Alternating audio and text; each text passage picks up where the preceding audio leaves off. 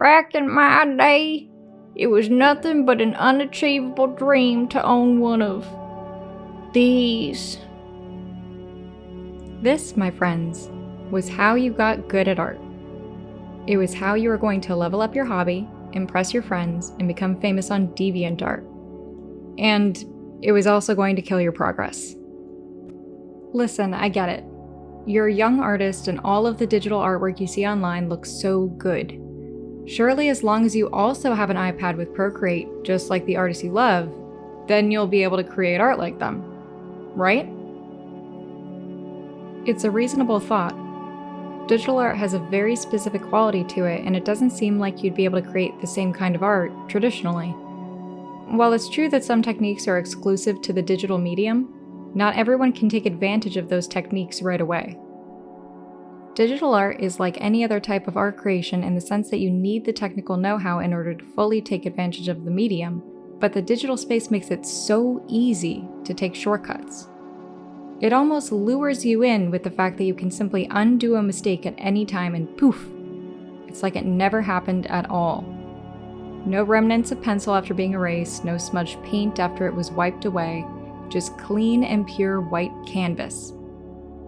In theory, it sounds absolutely wonderful, but in practice, it robs you of little moments where you could further educate yourself as an artist. I'm an artist, and I know making art is a difficult thing to do, and I know that sometimes you just want to vibe out and draw for a bit.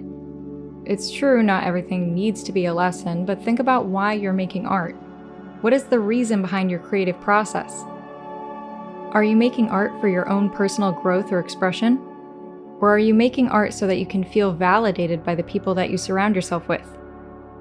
I'm not saying that validation isn't a good reason to make art. It's completely understandable from the perspective of the artist. But as valid as that reason for creation might be, that way of thinking could also lower your personal motivation to become better at your craft. After all, you get praised for the doodles you make at 3 a.m. Why would you see a need for the hard work involved in technical mastery? Just think about that for a second and make a decision. Do you want to improve your technical skills so that you can make better art? If your answer is yes, great, perfect. So how would you go about doing that? That iPad looks pretty swanky and you've heard Procreate is a good... No! Don't fall into the trap.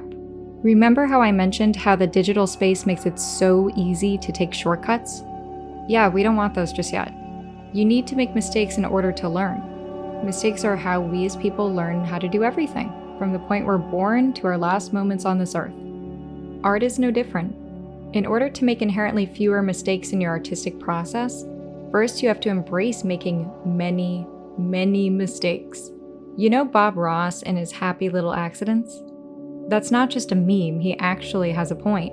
When you embrace your mistakes as a part of the process, you become more confident in your art making. With your confidence at a higher level, your practice translates better to instinctual muscle memory. And instinctual muscle memory equates to fewer mistakes.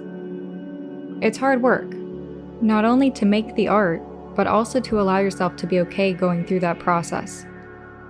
I can hear you thinking to yourself, okay, but why is digital art so bad for growth? Well, what's the thing that can give you a clean slate after you make a mistake? Oh, right, the undo button. The undo button within digital programs strips your confidence away. You don't have to make mistakes anymore because, oh, look at that. The mistake is gone, so now you can retry drawing that line. Not quite how I want it to look. I think I'll just undo it and try again. Not quite. Not quite. Undo. Ah, perfect. And it only took between 5 and 20 attempts. I feel like I shouldn't have to explain why that process is bad for your artistic growth. It's bad because you're relying on luck and not skill to get your desired result. Okay, so let's say you've got godlike willpower and you've never used the undo button. You have some finished line art and you'd like to add some color. You want the different shades to be blended together nicely, so let's see here. Oh, that one looks perfect. It's called the airbrush tool? Alright, stop for a second and look around. Wherever you are, how many shadows and highlights are super diffused like the airbrush tool? Not a ton, right? Right, so let's skip over using that brush for every single shadow and highlight. You can do better than that. What about using a brush which replicates the properties of a physical medium like paint? That way you can practice being an active participant in your blending. Hey, what are you doing? Hey, stop. Stop going for the airbrush tool. Okay, so there's obviously still a barrier regarding being okay with making mistakes. Now get this, I have an idea. What if you used physical paper and physical art materials? Yeah, I know you're interested in making digital art like the people you follow on Twitter, but what if I told you that their art doesn't look like that because it's digital, it looks like that because they had technical skill proficiency before picking up the digital medium? Crazy, right? If you can tell I have a problem with this process of art making, good. I know it might seem mean or like I'm telling people what they can and cannot do artistically, but I used to be exactly this type of artist, and it caused just an absolutely insane amount of stagnation in my work. Please understand where I'm coming from. I want you to improve. I want you to succeed in your own personal art journey. But sometimes we artists need to hear tough words. It's part of the process regarding critique. It's meant to get you thinking about your own personal choices regarding your work and whether or not those choices were good for you. If it hurts, it means you care a lot about your art, and that's okay. If you want to stick with what you're doing digitally, that's just dandy. I'm not forcing you to do anything else. But if you really want to improve your work, pick up a pencil, or even better, a pen, and get to work exploring different techniques. Get comfortable with the foundations of art making, and only then you can focus on your personal style. Actually, as a side rant, let's talk about what having a personal style actually means. More often than not, when I look at comments of an amateur artist's TikTok video, I see two things. One, people ragging on the art, and two, the artist citing the negative qualities people point out as their personal style. Can we be real for just a second? It's only a personal style if you've made the informed decision to make things look exactly the way they do. Artists in their infancy are very easy to spot through how their art looks. That's not a personal style. That's a lack of understanding for the basics concerning proportion and material techniques. It's not a bad thing to own it and say, yeah, well, I'm learning, of course it's not going to look perfect, and then move on. You don't have to fight with people in the comment section. Don't waste your energy. In order to really drive home that I'm not trying to be an asshole and what I say comes from a good place, here's a little about my artistic journey. I felt like a god in middle school. Everyone always told me what I made was amazing, and they wished that they could do the same. I didn't want to burden myself with the task of getting better because I had so much praise from family and friends. That is until I got to high school. I dropped almost all of my friends and became a lot more solitary, so I didn't get many comments on my art. As soon as that constant positivity was gone, I just looked at my art and thought, wow, they lied to me. This is absolutely terrible. And that might have been the best thing to happen to me. Seriously. Suddenly, I was doing still lifes and observational studies for the sole purpose of improving. The more I focused on the foundations, the uglier I thought my old art was. The more I practiced, the more of a god I felt like. I used my art teacher as the resource her career suggested she be, and I took her critique seriously. Before I knew it, I was applying to art schools to further my education in the arts. I felt very confident in my abilities, and I was so proud of how far I had come. I knew that I had nowhere to go but up, but during my first year of university, I felt myself slip.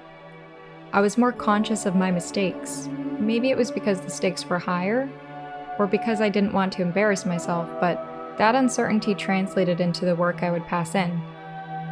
My foundation's drawing professor, shout out to Jarrett if you know, would assign one 3.5 foot by 6 foot drawing per week, and he was especially brutal with his critiques. He would routinely call students' work shit and total trash.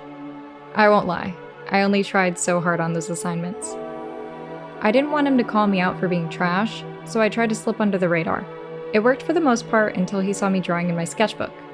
That instantly frustrated him. The jig was up, and he knew I was holding myself back from improving. From that point on, he pushed me more, and he didn't let me fly under the radar.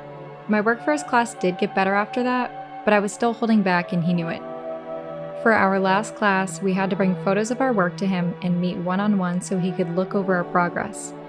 During my time slot, he said the only thing that stuck with me from my time at that school.